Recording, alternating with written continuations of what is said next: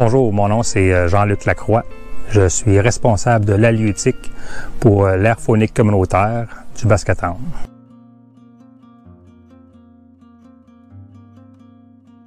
Le doré jaune, on va le retrouver soit dans des rivières, dans des lacs assez grands. Il va rester dans des eaux, il préfère des eaux turbides. De temps en temps, on va le voir aussi dans des lacs un peu plus clairs, mais il va sortir il va s'alimenter plus la nuit parce qu'il est lucifuge ou son œil est photosensible.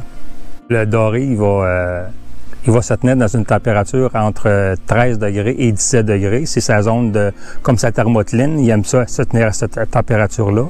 Mais il va commencer à s'alimenter entre 18 degrés puis 25 degrés. Fait que là, il va remonter pour aller se nourrir.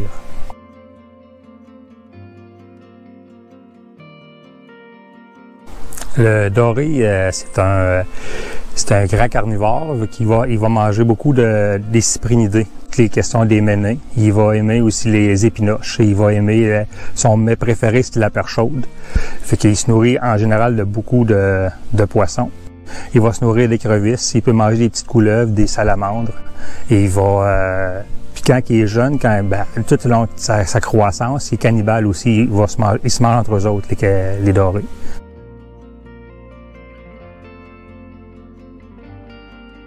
Mais souvent, c'est des opportunistes parce que ils vont se tenir dans leur zone confortable de 15 degrés.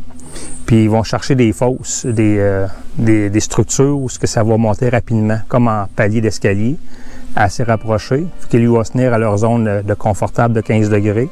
Puis ils vont juste monter de palier pour aller se nourrir, puis ils vont redescendre.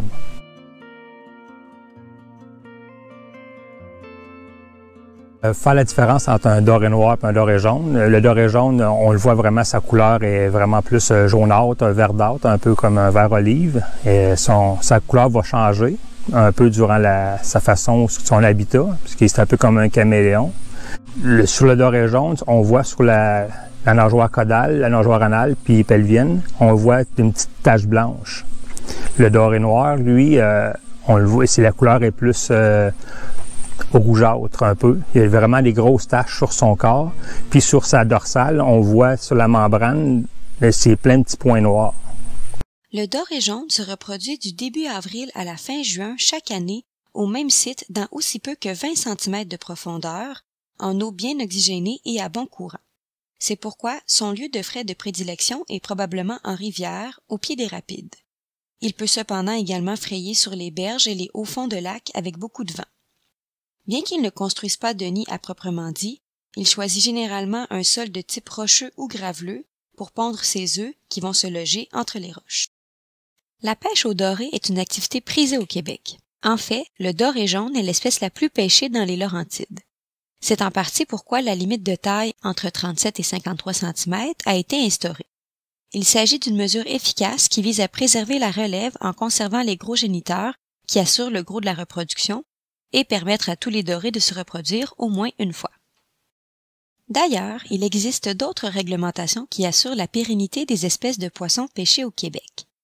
Par exemple, en plus de la limite de prise quotidienne pouvant varier d'une région à l'autre, il existe également une limite de possession, ce qui veut dire qu'on ne peut se faire une réserve de poissons dans son congélateur.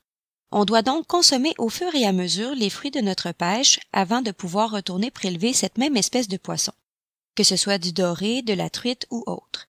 C'est un aspect important de la gestion de la pêche qui contribue à faciliter la lutte au braconnage. Pour pallier la forte pression de pêche au doré jaune, l'ensemencement de cette espèce est pratique courante.